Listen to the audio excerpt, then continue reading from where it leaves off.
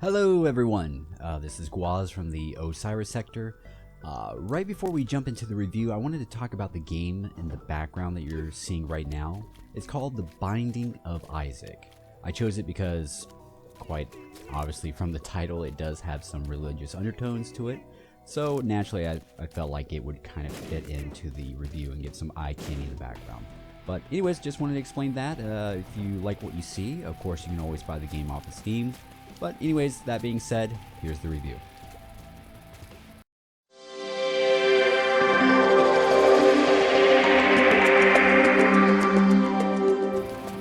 We've all heard the proposition.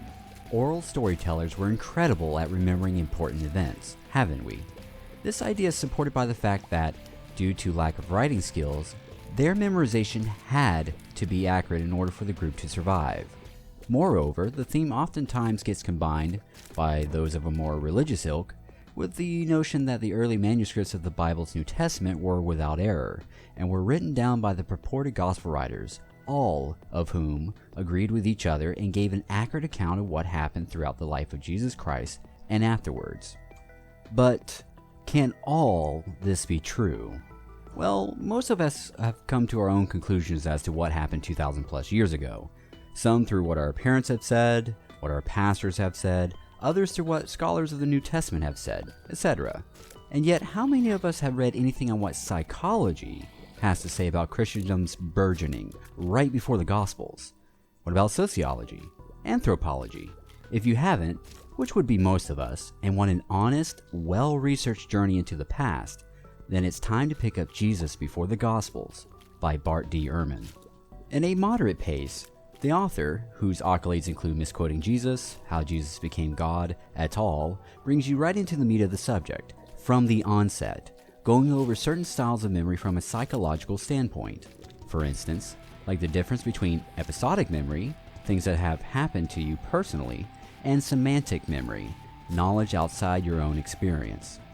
Once laying some groundwork, one can't help but notice the pacing mostly stays the course. The only times it would slow down was normally near the end of the chapter, where he would set up for the next. I know he was just trying to summarize, but it tended to drone on somewhat. But, on a positive note, Ehrman's approach was easy to understand, with a few big kids words strewn about for good taste. Nonetheless, the simplistic prose, being that this was an academic venture, was welcomed. Moreover, another style of the author, he was never demeaning to the audience, keeping his tone neutral, only stating what were facts, what was historical, without injecting vitriolic text, making it a friendly endeavor for all, religious and non-religious alike. Perhaps more importantly, the book surged when it came to the knowledge presented. For example, as many are aware of the study, Gorillas in Our Midst, the author used this as an illustration that one can easily overlook many things if our attention is set elsewhere. And the surprising facts don't stop there.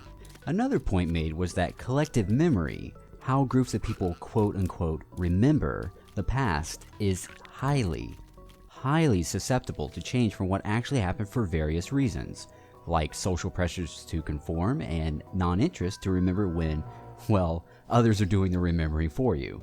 This all culminates into false memories, of which the writer shows with well-plotted detail also. After touching on many other subjects, there arose yet another key element.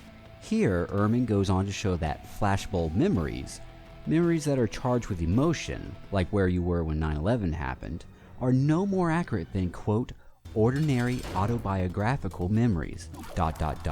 end quote.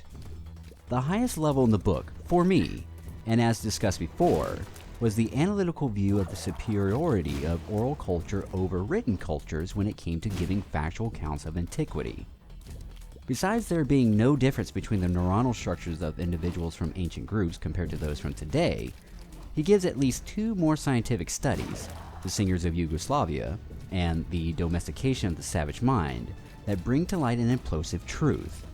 Oral societies, for the most part, were no better at memorization than we are, and perhaps worse due to not having any way of writing information down.